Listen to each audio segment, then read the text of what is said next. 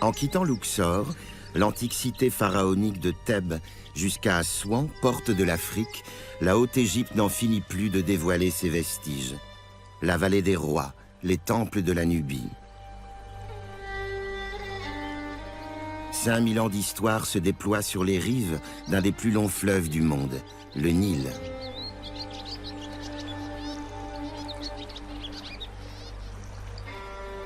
Des paysages grandioses qui servent de décor au roman Mort sur le Nil, l'une des plus célèbres enquêtes d'Hercule Poirot, le détective créé par Agatha Christie. C'est l'histoire d'une série de meurtres commis à bord d'un bateau naviguant sur le fleuve. En 1933, la romancière britannique découvre la Haute-Égypte en compagnie de son mari, l'archéologue Max Mallowan. Dans cette Égypte de l'entre-deux-guerres, où le voyagiste anglais Thomas Cook possède plusieurs hôtels de luxe et lignes de croisière, la reine du crime va découvrir les prémices d'une industrie touristique encore réservée à une élite. Observatrice avisée des travers des hommes et des femmes de son temps, Agatha Christie va tirer de ce voyage et de son atmosphère coloniale déliquescente la trame de Mort sur le Nil. Un petit bijou qui ne pouvait naître que dans ce pays encore arrimé à l'Empire britannique, empreint de mystère et de magie.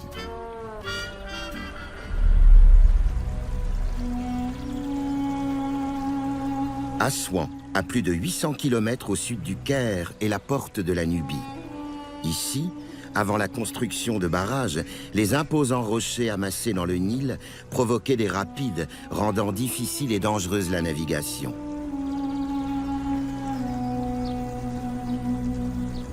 L'hôtel Hall Cataract se dresse sur le promontoire de granit isolé, où il avait été bâti en 1899 par Thomas Cook, dominant le Nil de sa majesté victorienne. C'est dans ce célèbre hôtel qu'Agatha Christie séjourne lors de son voyage en Haute-Égypte.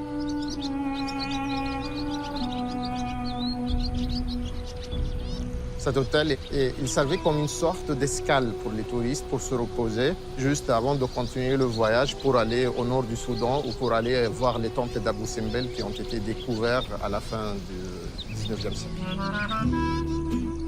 Il ne faut pas oublier qu'après la guerre, il y a eu un grand boom économique dans le monde, ce qui a poussé plusieurs touristes de plusieurs nationalités, même il y a des Américains qui venaient ici pour passer leurs vacances.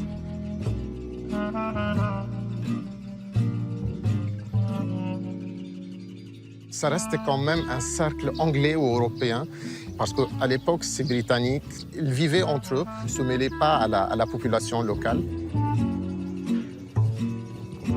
Agatha Christie appréciait particulièrement la terrasse. On dit qu'elle y avait sa table attitrée. C'est là que les résidents de l'hôtel passent une grande partie de leur temps. Rafraîchie par une brise agréable, elle offre une vue fascinante. Le ballet des Félouques, la majesté du Nil, la végétation, l'île éléphantine juste en face. À l'étage, depuis le balcon de sa chambre, la romancière pouvait méditer devant ces mêmes paysages. La position de l'hôtel a été choisie dans cet endroit parce que c'est un des endroits les plus beaux, où il y a la plus belle vue. On peut voir les rochers, même quelques-uns. On peut voir quelques hiéroglyphes qui sont marqués sur le granit en bas.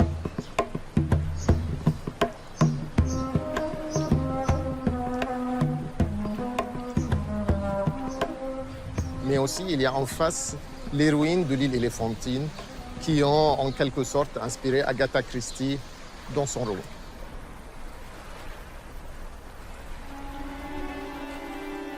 Ils restèrent en contemplation devant les rochers noirs qui brillaient en bas. Affleurant les eaux du Nil, ils avaient quelque chose de fantastique. On aurait dit d'énormes monstres préhistoriques, à demi engloutis. Comme les autres voyageurs, Agatha va se laisser happer par ces paysages à la beauté inquiétante. à une époque où l'égyptologie et ses mystères fascinent le monde entier. Il ne faut pas oublier, c'est que le roman a été écrit au début des années 30, c'est-à-dire 10 ans après la découverte de la tombe de Toutankhamon par Howard Carter et par Lord de Carnarvon. 6 mois après cette découverte, Lord de Carnarvon se trouvait mort dans son domicile au Caire. Il y a aussi plusieurs personnes qui étaient sur ce chantier-là au moment de la découverte qui ont aussi trouvé la mort, ce qui a nourri un certain mystère autour de l'Égypte ancienne, ce qui a été appelé la malédiction des pharaons. Tout ce contexte d'égyptomanie, de mystère, a nourri le texte d'Agatha Christie, La mort sur le Nil. La romancière, passionnée d'histoire égyptienne, accompagnait son mari archéologue lors des visites des temples antiques.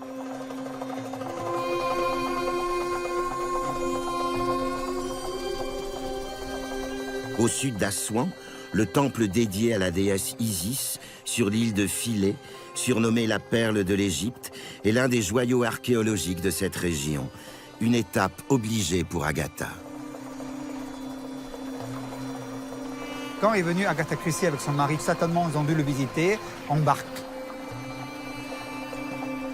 Surtout s'ils sont venus en période d'hiver. C'était le moment où les Anglais venaient sur place pour passer quelques mois agréables. Assouan est un climat très agréable pendant l'hiver et très chaud pendant l'été. Le temple, dont une partie importante date des 4e et 3e siècles avant Jésus-Christ, était dédié à une déesse particulièrement vénérée à cette époque. Une déesse qui est à l'origine de l'un des mythes fondateurs de l'Égypte antique.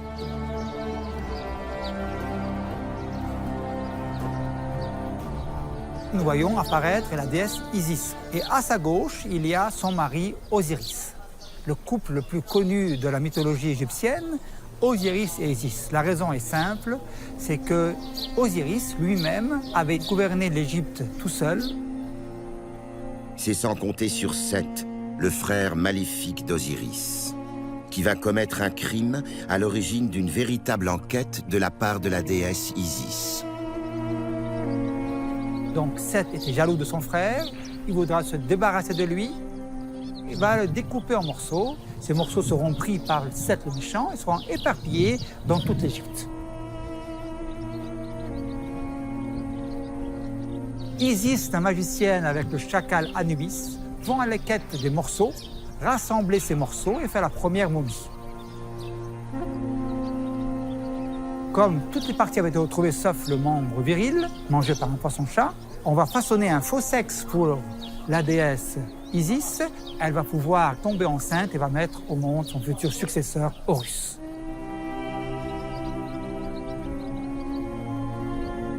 C'est possible que cette légende d'Osiris ait influencé Agatha Christie. Ce Seth va symboliser un criminel, un assassin. Il va tuer son frère. Agatha Christie s'imprègne des mythes et de la religion antique égyptienne pour son roman.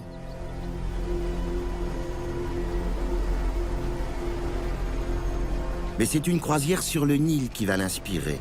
L'ambiance confinée du bateau sur lequel elle séjourne va lui donner l'idée de l'intrigue de Mort sur le Nil.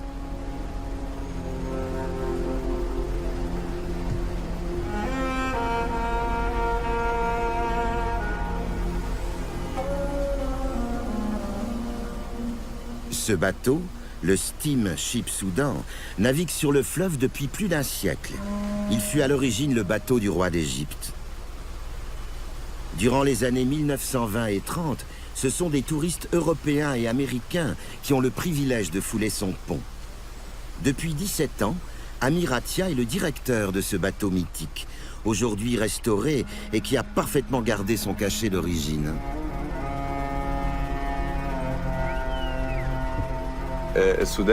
Le Soudan fait partie des plus anciens bateaux sur le Nil. On peut même dire que c'est non seulement le plus ancien, mais aussi le seul bateau à vapeur encore en navigation sur le fleuve. C'est un bateau historique qui a une touche spéciale, une particularité. On peut dire que c'est un bateau à vapeur et le bateau d'Agatha Christie.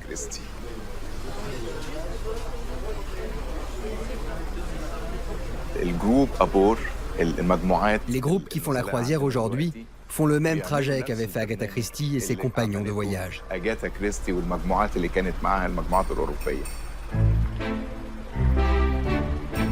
Ce qui intéresse Agatha, c'est la galerie de personnages occidentaux qui voyagent avec elle. Elle aime se rendre dans le salon pour participer aux conversations, observer les autres passagers. Elle cherche à déceler, sous le masque de la bonne société qu'ils arborent, les travers et les failles des uns et des autres. Le paysage égyptien défilait sous leurs yeux durant la semaine de croisière entre Luxor et Assouan.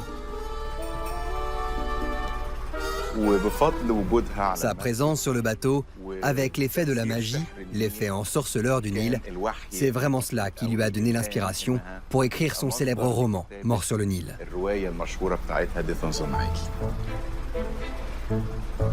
L'intrigue du roman, publié en 1937, est célèbre. Le meurtre de Lynette Ridgeway, une belle jeune et riche anglo-saxonne en voyage de noces. Parmi ses compagnons de croisière, on retrouve un archéologue italien, une riche américaine kleptomane, un lord anglais communiste qui voyage sous une fausse identité. Et même une écrivaine alcoolique. Sur le bateau, l'atmosphère est à couper au couteau. La victime n'était que la première d'une étrange série.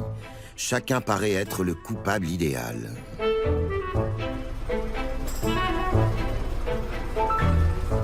Je ne comprends pas, monsieur Poirot. Comment la personne qui a tiré a-t-elle pu s'enfuir sans qu'on la voie? Ah, dit Poirot. Il ne s'agit pas d'un truc d'illusionniste comme vous semblez le croire, mademoiselle. L'assassin a pu emprunter 3 directions différentes. Elle a trouvé sur le Soudan le huis clos dont elle avait besoin. Les chambres, l'ambiance générale qui régnait. Les petits groupes qui étaient à bord, les Européens qui se trouvaient là. Et c'est cela qui lui a fait imaginer ce qu'elle allait écrire, ce qu'elle voulait exprimer. Tout le génie d'Agatha Christie se trouve dans la création de ce huis clos. Un récit de meurtre en série à l'atmosphère tendue, avec pour toile de fond la beauté et le charme de la vallée du Nil.